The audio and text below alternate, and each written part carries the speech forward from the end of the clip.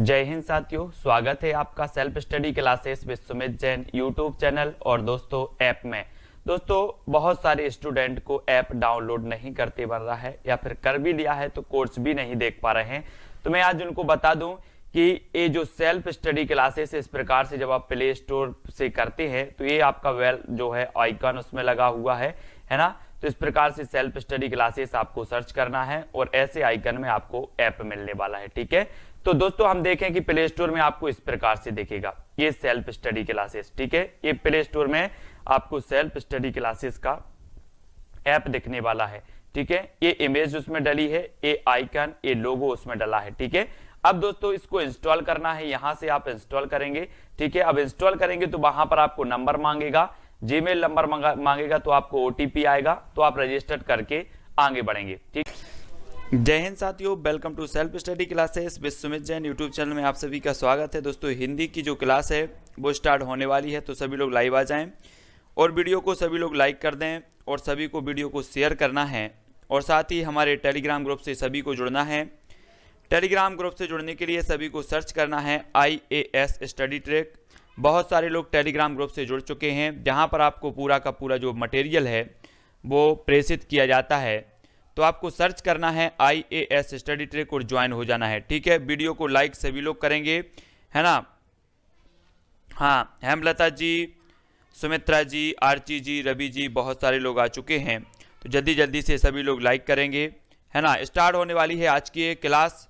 तो कल हमारा यहाँ से छूट गया था, संत रैदास के बारे में पढ़ रहे थे कि संत रैदास रामानंद के शिष्य और कबीर के समकालीन थे। इनके दो प्रधान ग्रंथ हैं, रैदास की वाणी और रविदास के पद। ठीक है, ये चीज़ हमने पढ़ ली थी सभी लोग ने, नेहा जी, यादव सानी जी, दिनेश जी, संतोष जी, सविता जी, जय कुमार, मंजू जी, आर्ची जी, सुमित्रा जी। ठीक है, स्टार्ट करेंगे। सिख धर्म के जो प्रवर्तक माने जाते हैं वो प्रथम गुरु नानक देव जी हैं। इन्होंने हिंदी में काव्य रचना की है। ठीक है, सभी को पता है कि जो सिख धर्म के प्रवर्तक माने जाते हैं वो कौन माने जाते हैं, वो माने जाते हैं नानक देव जी, गुरु नानक देव जी। ठीक है, ये क्वेश्चन हमेशा बनता है, हमेशा कई बार पूछा गया है, सिख धर्म के प्रवर्तक कौन है, तो गुरु नानक देव। सभी को पता है नानक देव की हिंदी में ब्रजभाषा और खड़ी बोली दोनों का मेल है गुरु नानक देव जी के। आदि ग्रंथ साहब के अंतर्गत महिला नामक प्रकरण में इनकी वाणी संकलित है। अब आपसे पूछा जाएगा कि गुरु नानक देव जी की जो वाणी है वो गुरु ग्रंथ साहिब में किस नाम से जो है या किस प्रकरण में संकलित है, तब आपका उत्तर होगा महिला प्रकरण में। ठीक है, उसमें शब्द श्लोक मिलते हैं। गुरु नानक देव जी की रचनाएं हैं जपू जी, आशा दीवार, रहीरास और सोहिला। तो आपको याद रख लेना, सबसे इंपॉर्टेंट जपू जी पूछा जाता है और सोहिला भी पूछा जाता है। ठीक है, तो जपू जी किसकी रचना है, तब आपका उत्तर होगा गुरु नानक देव की, और सोहिला भी हमेशा पूछा जाता है, सोहिला किसकी रचना है, तो ये गुरु नानक देव जी की है। ठीक है, बहुत बढ़िया। ओपी जी, सच्ची जी, इंदू जी। स्टार्ट करेंगे। गुरु नानक की ही परंपरा में उनके उत्तराधिकारी गुरु कभी हुए हैं। इनमें गुरु अंगद, गुरु अमरदास, गुरु रामदास, गुरु अर्जुन और तेग बहादुर, और 10वें गुरु हुए हैं गुरु गोविंद सिंह। ठीक है, तो एक क्वेश्चन आपका यहां से बनता है कि 10वें गुरु कौन हुए हैं, तो गुरु गोविंद सिंह हुए हैं। और इनके जो जन्म को मनाता है, जन्म जयंती को मनाते हैं प्रकाश वर्ष के रूप में। ठीक है, इनकी जन्म जयंती को काय के रूप में मनाते हैं, प्रकाश वर्ष के रूप में मनाते हैं। तो सभी लोगों को याद रख लेना है।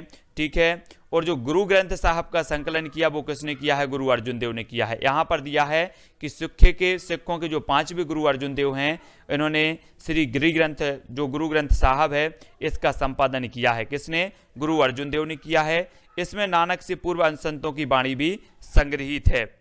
बहुत बढ़िया। तो गुरु नानक देव जी ने वर्णाश्रम व्यवस्था और कर्म कांडों का विरोध करते हुए निर्गुण ब्रह्मा का प्रचार प्रसार किया। इन्होंने हिंदी मुस्लिम दोनों समान धार्मिक उपासना पर बल दिया। दादू दयाल की वाणी में कबीर का नाम बहुत जगह आया है, अतः इसमें कोई संदेह नहीं कि वे कबीर के मतानुयायी थे। ठीक है, दादू दयाल जी। हाँ, दादू दयाल की रचनाओं का संग्रह उनके दो शिष्यों संतदास और जगन्दास ने हरडे वाणी नाम से किया है। अब आपसे पूछा जाएगा कि जो दादू दयाल की रचनाओं का संग्रह है किस नाम से किया गया है, तब आपका उत्तर होगा हरडे वाणी नाम से किया है ना। और किसने किया है, तो संतदास ने और जगन्दास ने। ठीक है, बाद में संत रज्जब ने इसका संपादन अंगबधु नाम से किया। ये चीज सभी को याद रख लेनी है। ठीक है, हाँ। फिर निर्गुण संत कवियों में सुंदरदास सर्वाधिक शास्त्रज्ञ और सुशिक्षित थे। यही कारण है कि इनकी कविता में कलात्मकता और भाषा परिमार्जित है। निर्गुण संतों में ने ज्ञेय पद और दोहे ही लिखे हैं। सुंदरदास ने कवित्व और सवैया भी लिखा है। इनका सर्वाधिक प्रसिद्ध ग्रंथ है सुंदर विलास। अब आपसे पूछा जाएगा कि आपसे एक क्वेश्चन तो ये बनता है कि संत कवियों में सबसे जो पढ़े लिखे थे या सबसे जो सुशिक्षित थे वो कौन थे? तो वो थे सुंदरदास। और सुंदरदास की एक रचना है, वो कौन सी है? सुंदर विलास है। ठीक है, हाँ, यानी कि सुंदर विलास इसका सही हो जाएगा। मलुकदास के दो प्रसिद्ध ग्रंथ हैं, ज्ञानबोध और रामावतार। ज्ञानबोध और रामावतार ये जो किसके ग्रंथ हैं? मलुकदास जी के हैं। रामावतार लीला, ज्ञानबोध में ज्ञान भक्ति और वैराग्य तथा रामावतार लीला में रामायण की कथा का विस्तृत वर्णन है। ठीक है, तो इतनी चीजें आपको याद रख लेनी है, छोटी छोटी चीजें हैं, हमेशा पूछ ली जाती हैं कभी कभार। अगला क्वेश्चन है, जगजीवन दास के 3 प्रधान ग्रंथ हैं, ज्ञान प्रकाश, महाप्रलय और प्रथम ग्रंथ। ठीक है, आपसे पूछा जाएगा क्वेश्चन कि ज्ञान प्रकाश के जो रचनाकार हैं वो कौन है? तो जगजीवन दास हैं। महाप्रलय भी इन्हीं की है और प्रथम ग्रंथ भी इन्हीं का है, जगजीवन दास का। और निर्गुण ब्रह्मा की इन्होंने क्या की है? उपासना की है। किसने? जगजीवन दास ने। ये चीज भी हमें याद रखनी है।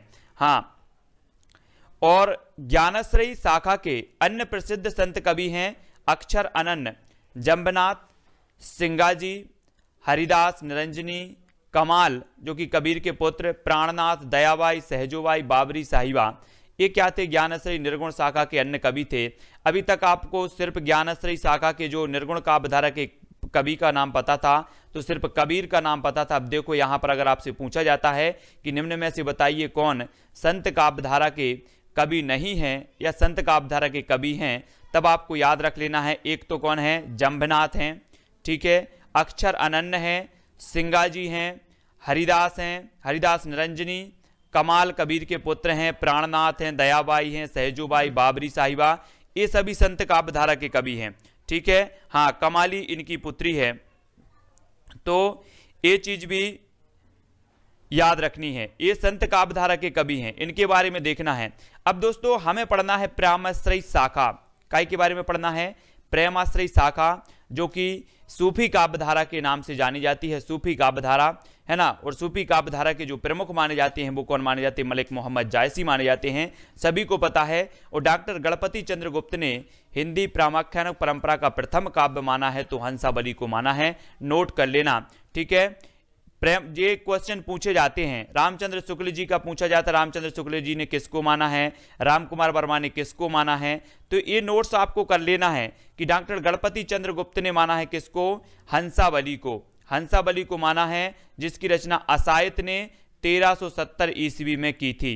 ठीक है, हाँ, और आपने पढ़ा होगा कि भक्ति काल को असायत की देन कहा है। किसने कहा है? ग्रियर्सन ने कहा है, सभी को पता है। और जो है जो हिंदी प्रेमाख्यान परंपरा का प्रथम ग्रंथ माना है वो गणपति चंद्रगुप्त ने माना है। किसके?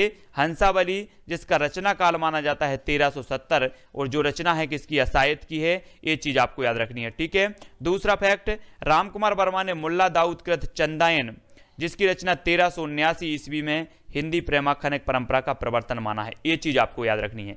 रामकुमार वर्मा के बारे में मैंने हमेशा बताया है कि जो रामकुमार वर्मा हैं, इन्होंने स्वयंभू को हिंदी का प्रथम कवि माना है, और इन्होंने सूफी काव्यधारा की जो रचना मानी है प्रथम, वो मानी है चंदायन, जिसका रचना काल 1379 है। और चंदायन किसकी रचना है? मुल्ला दाऊद की, सभी को पता है। ठीक है, और तीसरा फैक्ट है, आचार्य रामचंद्र शुक्ल ने मृगावती की रचयिता कुतुबन को हिंदी प्रेमाख्यान परंपरा का प्रथम कवि माना है। ठीक है, ये क्वेश्चन पूछा गया था अभी, ये भी पूछा जा सकता है और ये भी, मतलब तीनों जो हैं वो आईएमपी यहां से क्वेश्चन आपके बनेंगे। आपसे सबसे पहले पूछा जाएगा कि गणपति चंद्रगुप्त ने हिंदी प्रेमाख्यान परंपरा का प्रथम कवि या प्रथम रचना किसे माना है, तब आपका उत्तर हंसावली और असायत होगा। रामकुमार वर्मा के बारे में अगर पूछा जाएगा तब आपका उत्तर होगा मुल्ला दाऊद या फिर चंदायन। और आचार्य रामचंद्र शुक्ल के बारे में तो पूछा गया था और पूछा भी जाएगा, तब आपका उत्तर होगा मृगावती या फिर कुतुबन। ठीक है, ये चीज सभी को याद रख लेनी है। और हजारी प्रसाद द्विवेदी के बारे में और इस पूछा जाता है तो इन्होंने ईश्वरदास की सत्यवती कथा को जो है इस परंपरा की प्रथम कृति के रूप में माना है। तो सभी को याद रख लेना है, ठीक है। अब इसको कैसे याद रखना, अगर इसको याद रखना है तो देखो कैसे याद रखना है। सबसे पहले हम रख लेते हजारी प्रसाद द्विवेदी। तो हजारी प्रसाद द्विवेदी हम देखते हैं कि इन्होंने ईश्वरदास की सत्यवती कथा, तो ईश्वर जी की जो सत्य कथा है वो हम 1000 बार सुनते हैं। क्या सुनते हैं? ईश्वर की सत्य कथा जो होती है वो हम 1000 बार सुनते हैं। तो ईश्वरदास की सत्यवती कथा को हजारी प्रसाद द्विवेदी मानेंगे, ठीक है। और रामचंद्र शुक्ल आया है, यहां पर राम आया है, राम, तो राम किसे मानेंगे? मृगावती, क्योंकि राम को आपने देखा होगा कि मृगा के पीछे पड़ गए थे, रामलीला देखी होगी ना कि मृगा के पीछे जा रहे थे, तो मृगावती इसका सही उत्तर होगा, ठीक है। और नेक्स्ट है मुल्ला दाऊद कृत, चंदायन को माना है राम कुमार वर्मा ने, ठीक है। तो ये सारी की सारी चीजें ऐसे याद भी करनी है और ये महत्वपूर्ण है, हमेशा पूछी भी जाती हैं।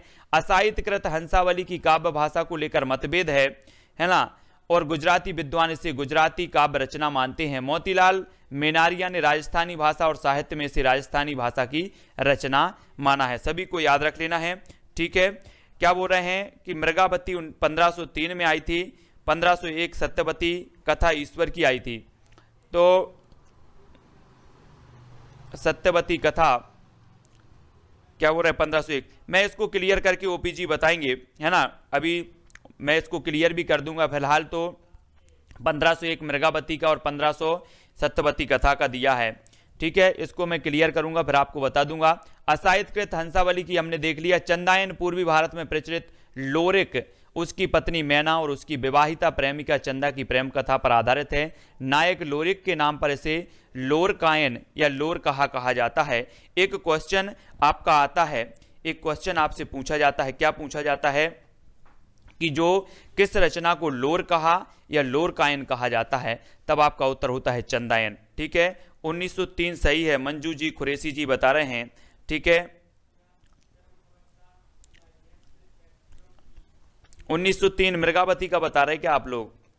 रचना लिखें और उसका काल लिखें, फटाक से सर्च करके लिखें और ढूंढ के लिखें ताकि गलत ना हो, है ना। तो लोरकायन या लोर कहा जो कहा जाता है वो चंदायन को कहा जाता है, ठीक है। चंदायन की भाषा परिष्कृत अवधि है। इसमें चंदा को पद्मावत की भांति अलौकिक सत्ता का प्रतीक माना है। एक क्वेश्चन यहां से भी बनता है कि जो चंदायन रचना है इसकी भाषा कौन सी है, तब आपका उत्तर होता अवधि, ठीक है। बहुत बढ़िया खुरेसी जी 1503 मृगावती बता रहे हैं, बहुत बढ़िया, ठीक है। सत्यवती कथा के रचयिता कौन है? ईश्वरदास सगुणोपासक भक्त थे जिन पर सूफी मत का आरोपण संभव नहीं हुआ, अतः आचार्य शुक्ल ने इन्हें भक्ति काल की किसी भी शाखा में स्थान नहीं दिया है। अब आपको याद रख लेना है, अगर आपसे पूछा जाता है कि निम्न में से किस आचार्य ने जो है सत्यवती कथा या ईश्वरदास को भक्ति काल की किसी भी शाखा में स्थान नहीं दिया, तब आपका उत्तर होना चाहिए आचार्य रामचंद्र शुक्ल, ठीक है। सभी को याद रख लेना है। इस प्रकार से क्वेश्चन पूछे जाते हैं, हमेशा पूछे जाते हैं रामचंद्र शुक्ल के बारे में। सत्यवती कथा सौंदर्य प्रेम ब्रह निरूपण तत्कालीन बादशाह का उल्लेख अवधी भाषा दोहा चौपाई शैली आदि की दृष्टि से हिंदी प्रेमाख्यान परंपरा का उच्च कोटि का काव्य है ना। गणपति कृत माधवानल कामकंदला में केवल दोहों का प्रयोग किया गया है, तो गणपति कृत है। माधवानल कामकंदला अगर आपसे पूछा जाता है कि ये किसकी रचना है, तो ये गणपति कृत की है, ठीक है, गणपति जी की है, हाँ, है ना। बहुत बढ़िया, माता प्रसाद गुप्त ने इसे लोर कहा है, सत्यवती कथा ईश्वरदास जी की, बहुत बढ़िया। हिंदी में सूफी काव्य परंपरा के सर्वश्रेष्ठ कवि कौन है? मलिक मोहम्मद जायसी साहब हैं। इनकी 3 रचनाएं उपलब्ध हैं, एक तो अखरावट, आखिरी कलाम और पद्मावत, ठीक है। ये 3 रचनाएं हैं, याद रख लेना है हरिकेश जी, शंभू जी, पुष्पेंद्र जी। अखरावट, आखिरी कलाम और पद्मावत, ये 3 रचना किसकी हैं? मलिक मोहम्मद जायसी की हैं। और ये पद्मावत जो है ये महाकाव्य है इनका, ये भी याद रखनी है मलिक मोहम्मद जायसी के बारे में। अखरावट में देवनागरी वर्णमाला के एक एक वर्ण को लेकर सैद्धांतिक बातें कही गई। आखिरी कलाम में कयामत का वर्णन है, ठीक है। आखिरी जो कलाम में काय का वर्णन है? कयामत का वर्णन है। इस प्रकार से भी क्वेश्चन पूछा जाता है, ठीक है।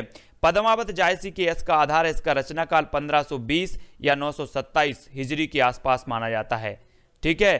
पद्मावत जो है जायसी के क्या है? जायसी के यश का आधार माना जाता है पद्मावत, और इसका जो माना है 1520 माना है, याद रख लेना, ठीक है, सभी लोग याद रखेंगे पद्मावत के बारे में।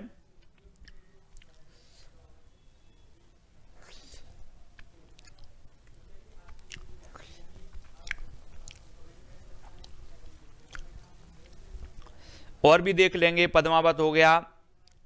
और पद्मावत में चित्तौड़ के राजा रत्नसेन और सिंघल द्वीप की राजकुमारी पद्मावती के प्रेम विवाह एवं विवाहोत्तर जीवन का जो है चित्रण मार्मिक रूप में हुआ है। ये चीज सभी को याद रखनी है, ठीक है। हाँ,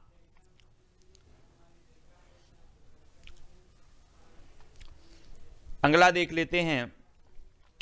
पद्मावत प्रेम की पीर का व्यंजना करने वाला विशद प्रबंध काव्य है। यह दोहा चौपाई में निबंध मसनबी शैली में लिखा गया है। इसकी भूमिका विशद एवं उदात्त है। अब आपसे पूछा जाएगा कि जो पद्मावत है किस शैली में लिखा गया, तब आपका उत्तर होगा मसनबी शैली में। कौन सी शैली में लिखा गया? मसनबी शैली। पद्मावत में पद्मिनी परम सत्ता का प्रतीक है, रत्नसेन साधक का, राघव चेतन शैतान का। कथा लौकिक धरातल पर चलने के साथ साथ लोकोत्तर अर्थ की भूमि पर भी चलती है, अतः पद्मावत को प्रतीकात्मक काव्य कहा जाता है। ठीक है, पद्मावत को कौन सा काव्य कहा जाता है? प्रतीकात्मक काव्य कहा जाता है। ठीक है, पद्मावत की भाषा विशुद्ध अवधि है, तत्सम शब्दों का प्रयोग बहुत कम या नहीं के बराबर है। विशुद्ध अवधि पद्मावत की जो भाषा मानी जाती है वो विशुद्ध अवधि मानी जाती है, तत्सम शब्दों का प्रयोग बहुत कम या ना के बराबर यहाँ पर है। और पद्मावत में भारतीय कथा काव्य की प्राय सभी रूढ़ियों एवं प्रवृत्तियों का निरूपण सफलतापूर्वक हुआ है। अष्टचाप के प्रसिद्ध कवि नंददास द्वारा रचित रूप मंजरी प्रेमाख्यान परंपरा का काव्य है। इसमें रूप मंजरी विवाहिता और कृष्ण के प्रेम का चित्रण स्वच्छंद रूप में किया गया है। एक क्वेश्चन आपसे और पूछा जाता है, नंददास जी के गुरु कौन थे? सभी लोग बताएंगे। सभी लोग बताओ, नंददास जी के जो गुरु थे वो कौन थे? सभी लोगों का उत्तर आना चाहिए, सभी लोग बताएंगे। नंददास जी के गुरु कौन माने जाते हैं?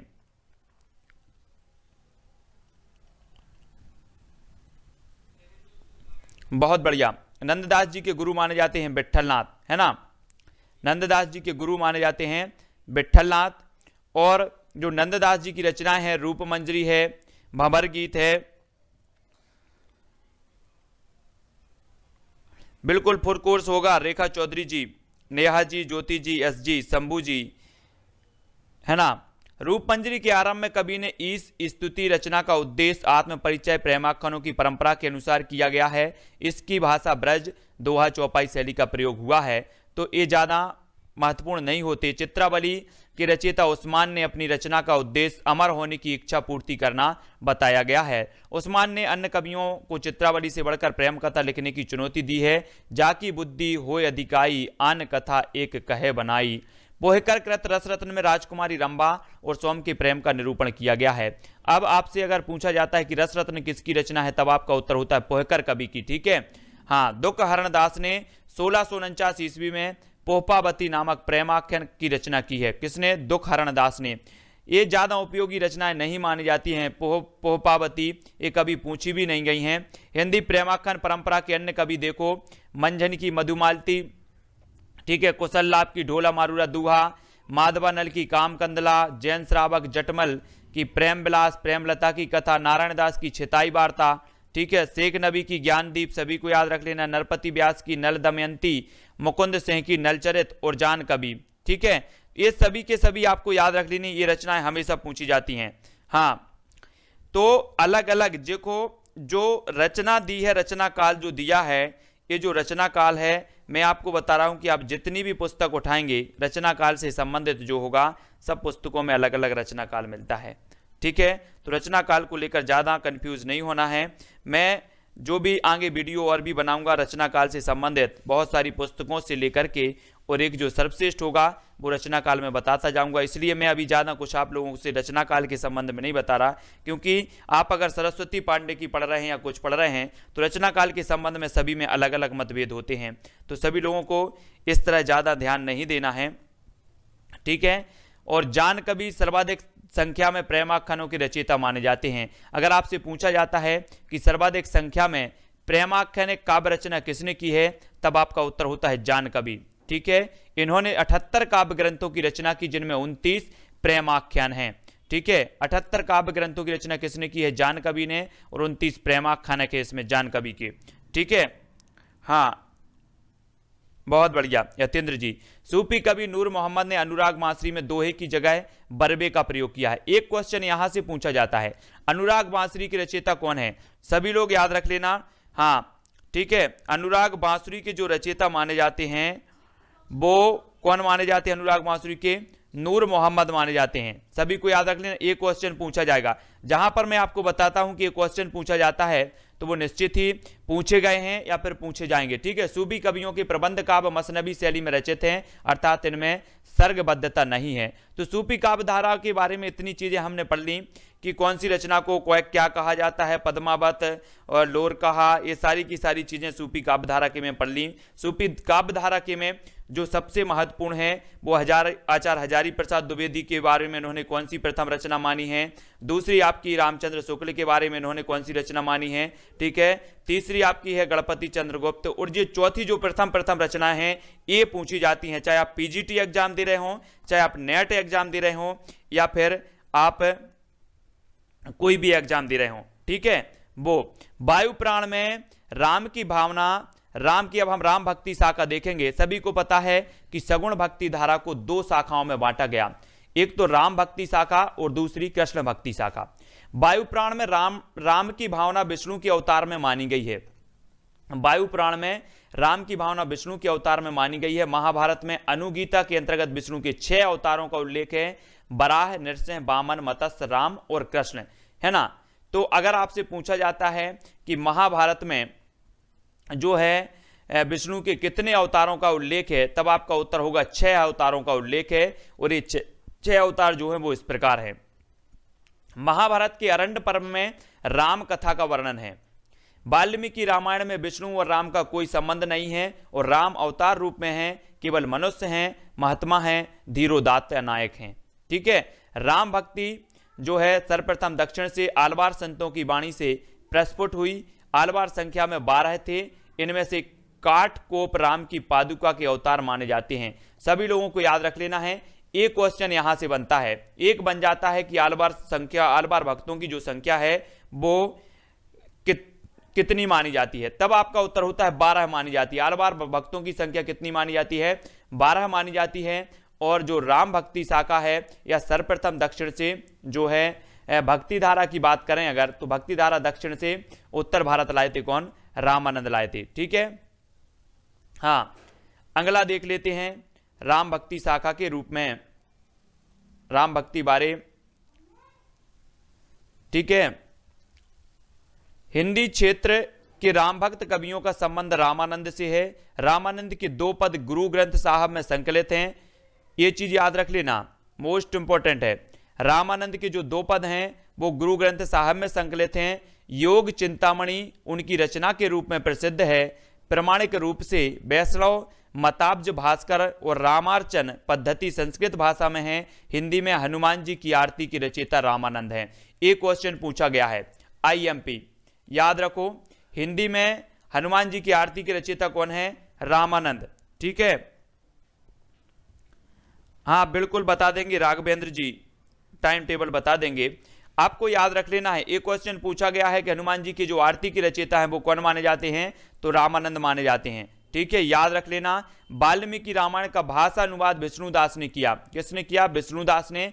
पृथ्वीराज रासो में राम अवतार से संबंधित 38 छंदों में परशुराम द्वारा क्षत्रियों का संहार, राजा दशरथ के घर राम लक्ष्मण भरत शत्रुघ्न के जन्म, राम वनगमन, राम रावण युद्ध, सीता उद्धार आदि राम कथा के प्रमुख प्रसंग वर्णित हैं। युग की प्रवृत्ति के अनुसार हनुमान, मेघनाथ, लक्ष्मण की वीरता का वर्णन विस्तार से किया गया है।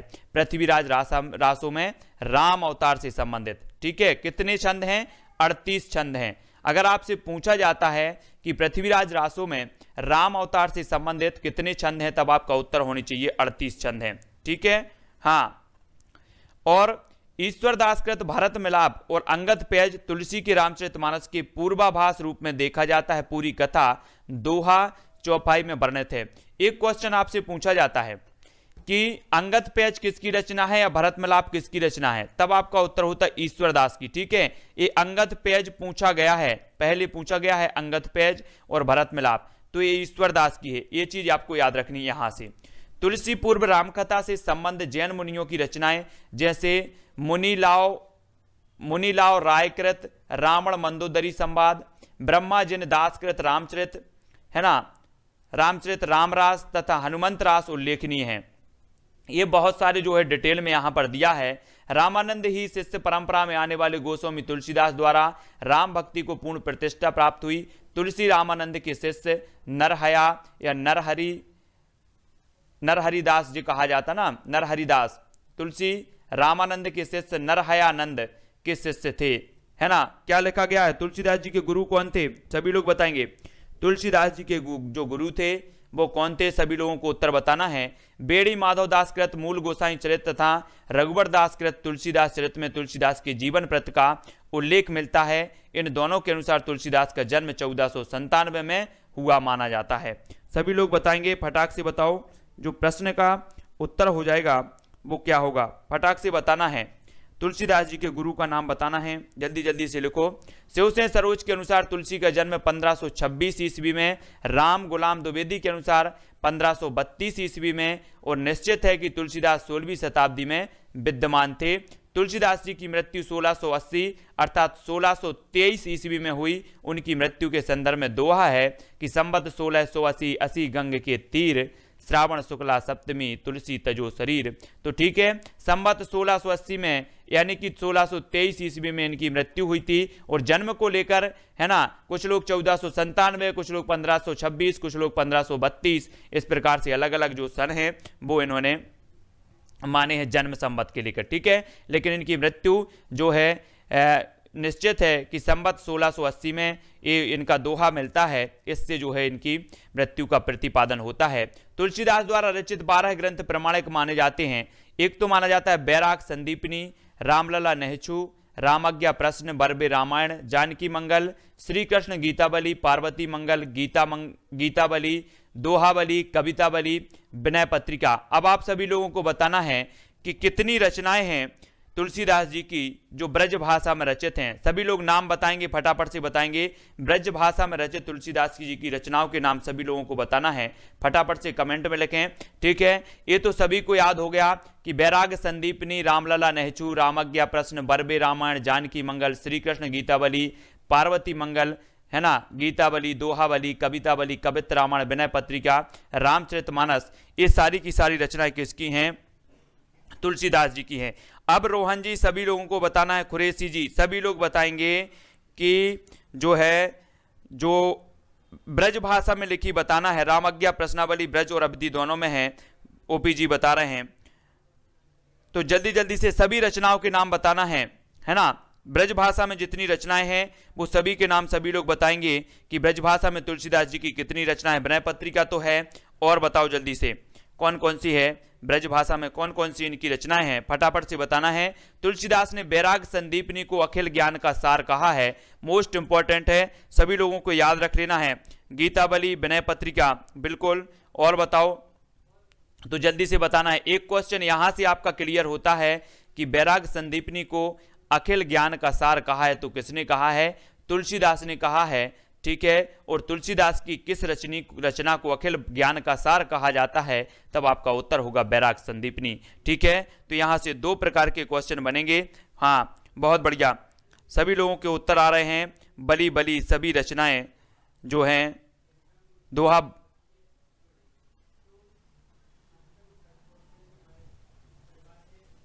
बहुत बढ़िया, सभी लोगों के उत्तर सही आए हैं। तुलसीदास ने रामचरितमानस की रचना संवत 1631 अर्थात 1574 ईस्वी में आरंभ की। जैसा कि इस अर्धाली से स्पष्ट होता है कि संवत 1641 करऊं कथा हरिपद धर सीसा, तो है ना 1574 ईस्वी। अब आपसे पूछा जाएगा कि रामचरितमानस का रचना काल क्या है, तब आपका उत्तर होगा संवत 1631 या फिर जो है 1574 ईस्वी, ठीक है। हाँ, याद रख लेना ये चीज। गोस्वामी तुलसीदास हिंदी के अत्यंत लोकप्रिय कवि हैं, उन्हें हिंदी का जातीय कवि, आपसे पूछा जाएगा कि हिंदी के जातीय कवि किन्हें कहा जाता है, तब आपका उत्तर होगा हिंदी के जातीय कवि कहे जाते हैं तुलसीदास जी, ठीक है। हाँ, गोस्वामी तुलसीदास जी के जो है जातीय कवि कहा जाता गोस्वामी तुलसीदास जी को। ब्रजभाषा में समान अधिकार से रचना की है। तुलसीदास ने वीर गाथा काव्य की छप्पय पद्धति विद्यापति और सूरदास जी की गीत पद्धति गंग आदि कवियों की कवित्व सवैया से ली है। तो यहां से आपके महत्वपूर्ण क्वेश्चन बनते हैं। रामचरितमानस का जो रचना काल 1574 है, संवत 1631 है। ठीक है, तुलसीदास जी को जातीय कवि भी कहा जाता है, तो ये सभी को याद रख लेना है। ठीक है, बहुत बढ़िया। ओपी जी ने बताया है 2 गीत कवि ने विनय के गाए, बहुत बढ़िया, बहुत बढ़िया है। अगला क्वेश्चन देख लेते हैं। अगला क्वेश्चन हमारा क्या है, अगला जो हमारा फैक्ट है तो वो क्या है, रामचरितमानस में 7 कांड हैं, ये भी पूछा जाता है। ये भी पूछा जाता है रामचरितमानस में कितने कांड हैं, तब आपका उत्तर होगा 7 कांड हैं, है ना। और रामचरितमानस को हमें साथ साथ लेकर के चलना है। रामचरितमानस के जो प्रमुख तत्व हैं, प्रमुख जो उसमें कांड हैं, उनको साथ साथ लेकर चलना है, तो 7 कांड इसमें हो जाएंगे। ठीक है, बाल कांड, अयोध्या कांड, अरण्य कांड, किष्किंधा कांड, सुंदर कांड, लंका कांड और उत्तर कांड। तो सभी को याद रख लेना है। सबसे पहले बालक थे, राम क्या थे, बालक, तो इनके बाल कांड। ठीक है, फिर ये क्या थे, अयोध्या में थे, कहां पर थे, अयोध्या में, तो अयोध्या कांड हो गया। फिर अयोध्या से कहां गए, अरण्य, अरण्य मतलब हो जाएगा वन को, तो वन हो जाएंगे। फिर किष्किंधा कांड हो जाएगा, किष्किंधा कांड। ठीक है, फिर उसके बाद क्या होगा, सुंदर कांड, और फिर क्या होगा, लंका कांड लास्ट का। आपके नेट एग्जाम में पूछा जाता है कि जो कांड दिए जाते हैं और आपको पूछा जाता है कि क्रम से बताइए, तो सभी को याद रख लेना। सबसे पहले बाल कांड आता है, बालक थे, फिर अयोध्या कांड आता है, फिर अरण्य कांड आता है, फिर किष्किंधा, सुंदर कांड और लंका कांड। तो इनको क्रम से पूछा जाता है। ठीक है, हाँ, याद रख लेना है। और ओपी जी बता रहे हैं बाक सलू, तो बा से क्या हो जाएगा, बाल कांड, अयोध्या कांड, अरण्य कांड, किष्किंधा, सुंदरकांड, लंका कांड। इस प्रकार से सभी लोग याद रख लेना। व्यक्तिगत एकांतिक अनुभूतियों की अभिव्यक्ति की दृष्टि से विनय पत्रिका भक्ति काव्य में अनूठी है। इसमें 280 पद हैं। ठीक है, भाषा, ब्रज और शांत रस की प्रधानता है विनय पत्रिका में। ठीक है, कितने पद हैं, 280 पद हैं। ये चीज भी आपको याद रख लेनी है। और इसका जो रस प्रधानता है वो कौन सी रस है, शांत रस की इसमें प्रधानता है। ठीक है, हाँ, सबकी अलग अलग ट्रिक है, जिसको जो लगता है याद करो सभी लोग, है ना। तुलसी ने गीतावली और कवितावली में मुक्तकों में कथा कही। इन दोनों कृतियों में 7-7 कांड हैं। इन मुक्तकों को एक साथ पढ़िए तो प्रबंध काव्य, और अलग अलग पढ़िए तो मुक्तक काव्य का आनंद देते हैं।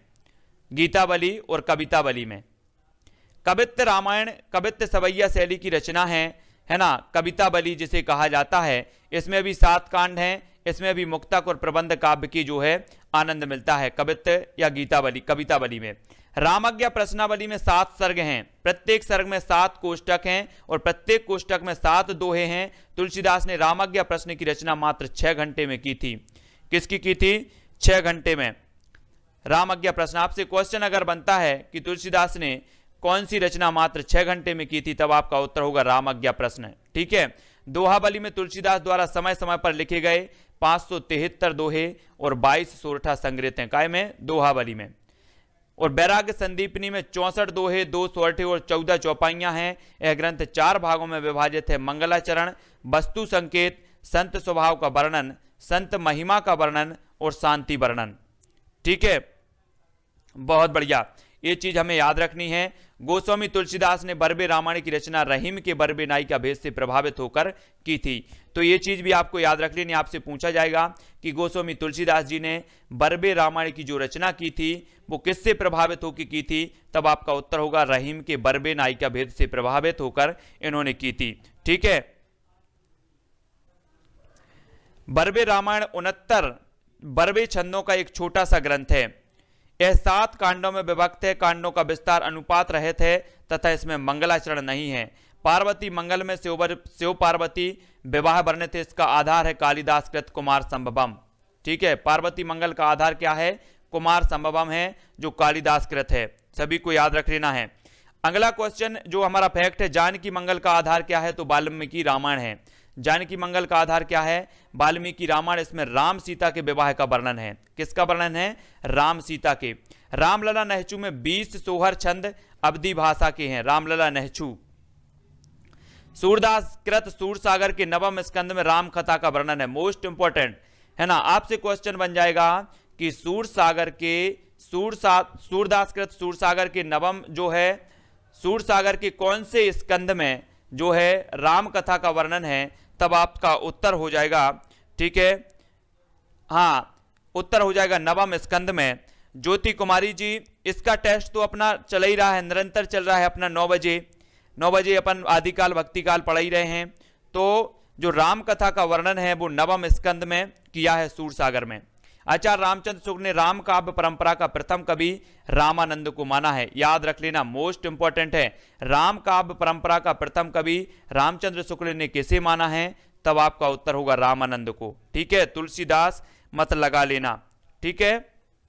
हाँ, ये चीज यहां पर फैक्ट आपका आईएमपी हो जाता है। नाभादास कृत भक्तमाल का हिंदी साहित्य में अभूतपूर्व ऐतिहासिक महत्व, इसका रचना काल माना जाता है 1585 ईस्वी के आसपास। और भक्तमाल की टीका प्रियादास ने 1712 ईस्वी में लिखी। इसमें 200 भक्तों के चरित्र 316 छप्पयों में वर्णित है। आपसे पूछा जाएगा कि भक्तमाल की टीका जो प्रियादास ने लिखी है, कब लिखी है, तो 1712 ईस्वी में लिखी गई, ठीक है। और भक्तमाल तो हमेशा पूछी जाती है किसकी रचना है, तब आपका उत्तर होता है नाभादास की रचना है, ठीक है। यहां से क्वेश्चन बनते ही हैं।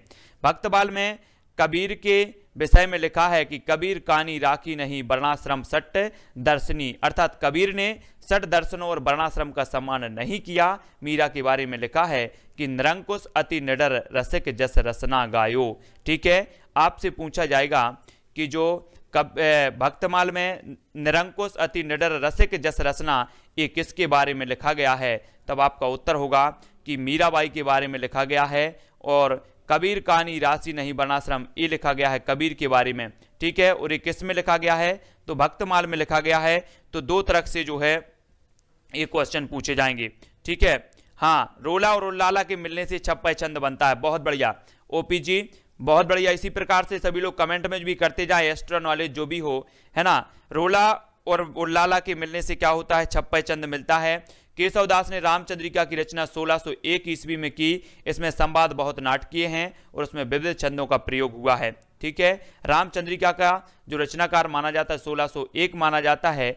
और केशवदास जी की एकमात्र ऐसी रचना है जो भक्तिकालीन रचना मानी जाती है, रामचंद्रिका। इसलिए रामचंद्रिका के कारण केशवदास को भक्तिकाल और जो है रीतिकाल का कवि माना जाता है, ठीक है। भक्तिकाल और रीति, आपसे क्वेश्चन बनता है कि निम्न में से बताइए कौन भक्तिकाल और रीतिकालीन कवि है, तब आपका उत्तर होता है केशवदास, ठीक है। इनकी रचनाएं रसिक प्रिया, विज्ञान गीता, कवि प्रिया, बहुत सारी इनकी रचनाएं हैं केशवदास जी की। और रामचंद्रिका को छंदों का अजायब घर भी कहा जाता है, सभी लोगों को पता है, ठीक है। हाँ, है ना। डॉक्टर पीताम्बर दत्त बर्थवाल के अनुसार रामचंद्रिका फुटकर कवित्वों का संग्रह, मोस्ट इंपॉर्टेंट है, आपसे पूछा जाएगा, ठीक है। निम्न में से जो है किस विद्वान के अनुसार रामचंद्रिका फुटकर कवित्वों का संग्रह है, तब आपका उत्तर होने चाहिए डॉक्टर पीताम्बर दत्त बर्थवाल के अनुसार जो रामचंद्रिका है ये फुटकर कवित्वों का संग्रह है। सभी को याद रख लेना है, इंपॉर्टेंट क्वेश्चन है, इंपॉर्टेंट क्वेश्चन यहां से बनता है।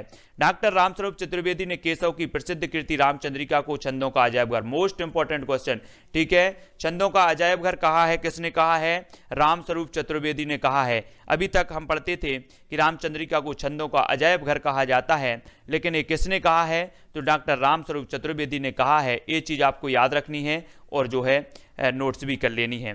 तुलसीदास के समय में ही अग्रदास और उनके शिष्य नाभादास ने अष्टयाम की रचना करके रामचरित को जो है कृष्णचरित बनाने की चेष्टा करनी शुरू की। तो सभी को याद रख लेना है, अग्रदास और उनके शिष्य नाभादास ने अष्टयाम की रचना करके।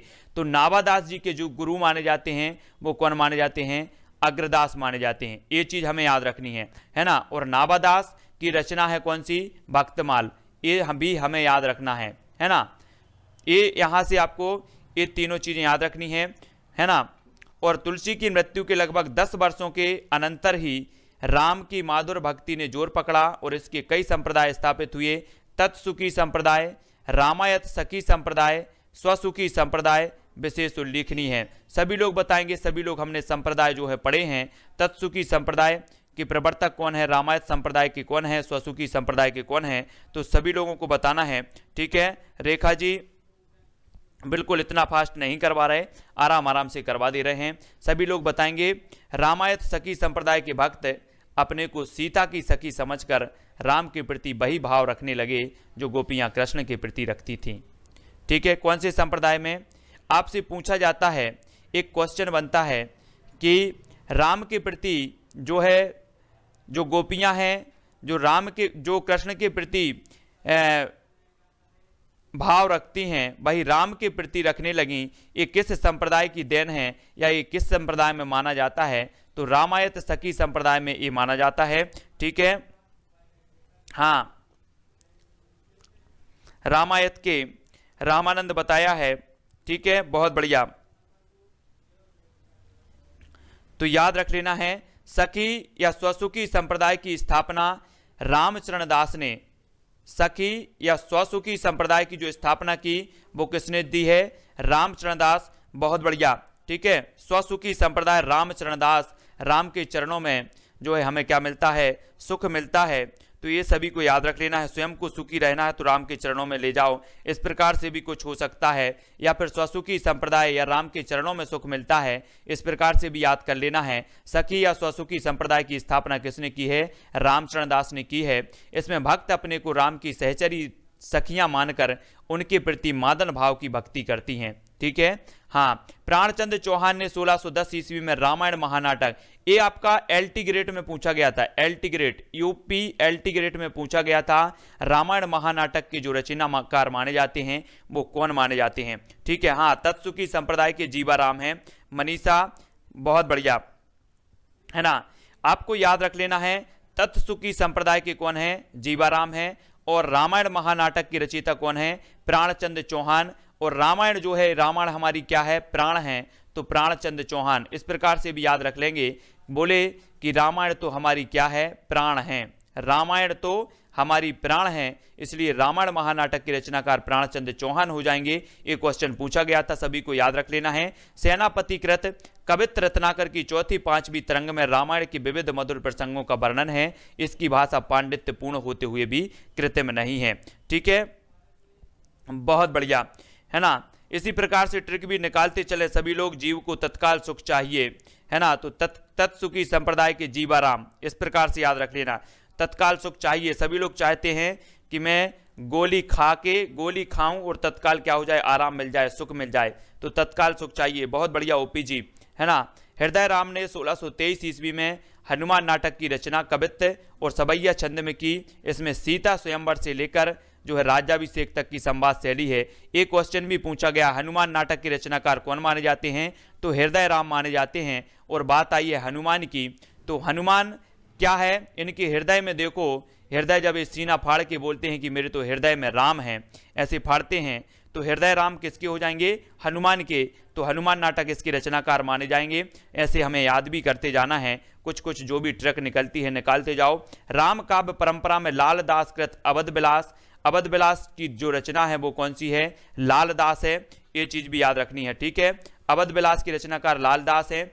और जो है नरहरि बारहट कृत पोरु से रामायण, जी हाँ, अगर आपसे पूछा जाता है पोरु से रामायण के जो रचयिता कौन है, तो ये नरहरि बारहट इसके रचयिता माने जाते हैं। माधव दास कृत रामरासो, रामरासो के रचनाकार है माधव दास। और अध्यात्म रामायण विश्वनाथ से हैं। ये पूछा जाता है अध्यात्म रामायण, क्या अध्यात्म रामायण विश्वनाथ से हैं? तो आपको याद भी कर लेना है कि जो अध्यात्म रामायण है ये भारत में नहीं, विश्व में रामायण का अध्यात्म किया जाता है। ठीक है, विश्व में तो अध्यात्म रामायण के कौन होंगे? विश्वनाथ प्रसाद होंगे। इस प्रकार से याद भी करना है। राम स्वयंवर जो है विश्व से नहीं, जो अध्यात्म रामायण है ये माधव दास कृत रामरासो और अध्यात्म रामायण है। माधव दास कृत रामरासो और अध्यात्म रामायण याद रख लेना, ये माधव दास की है। अध्यात्म रामायण और रामरासो ये माधव दास की है, ये चीज याद रखनी है। ठीक है, और विश्वनाथ सिंह की राम स्वयंवर है और आनंद रघुनंदन। ठीक है, विश्वनाथ सिंह की कौन सी है? राम स्वयंवर और आनंद रघुनंदन, ये यहां से याद रख लेना है। ठीक है। रामचरण दास कृत कवितावली रामायण, कवितावली रामायण एक किसकी है, तो रामचरण दास की है, ठीक है। कवितावली रामायण रामचरण दास की है। और रामचरित जो है राम रसमालिका,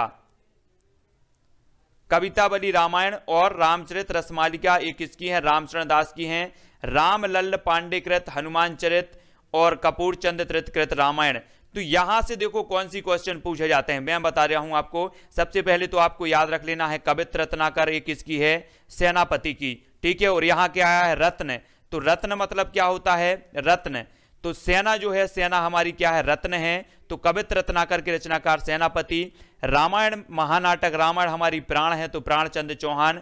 एक पूछा जाता है, दो ये पूछा जाता है, ठीक है। हनुमान नाटक पूछा जाता है तो हमने याद कर लिया हृदय राम, ठीक है। चौथी का जो पूछी जाती है अवध विलास पूछी जाती है, ये लालदास की है, ठीक है। हम याद रख लेंगे अवध के लाल, अवध के लाल। तो अवध विलास किसकी है, लालदास की है, ठीक है। और जो पांचवी पूछी जाती है वो कौन सी पूछी जाती है, वो पूछी जाती है अध्यात्म रामायण। तो अध्यात्म रामायण माधव दास की है, ये चीज सभी लोग याद रखेंगे, ठीक है। और इतनी महत्वपूर्ण इसमें कोई भी ऐसी रचना नहीं है। जो आनंद रघुनंदन भी याद कर लो, विश्वनाथ सिंह की आनंद रघुनंदन, ठीक है। और विश्व में सभी लोग जो आए हैं, सभी लोग पैदा हुए हैं तो आनंद प्राप्त करने के लिए हुए हैं, तो विश्वनाथ सिंह की है आनंद रघुनंदन। इस प्रकार से भी याद करेंगे, ठीक है ना। राम प्रिया शरणदास ने सीता जी को प्रधानता देकर सीतायन की रचना 1703 ईस्वी में की है। अब आपसे पूछा जाएगा कि सीतायन की रचना किसने की है, तो सीता की बात आ रही है।